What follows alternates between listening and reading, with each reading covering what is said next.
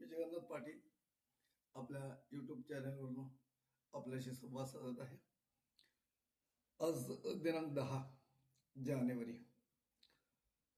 आज आपण ज्ञानेश्वरीतल्या पुढील 5 ओव्या पाहूया. आता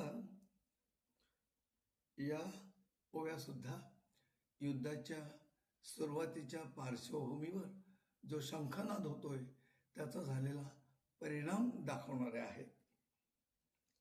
तेणी महाघोष निर्धाते शेषकूर्म अवचिते गजबजोनी भूभाराते सांडू पाहती.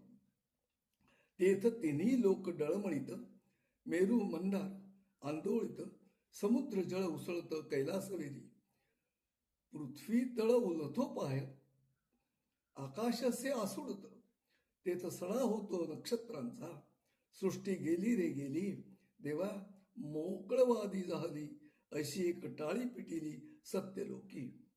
दिहाची दिन थोकला, जैसा प्रळय काळ मांडला, तैसा हाकार उठिला तिही लोकी.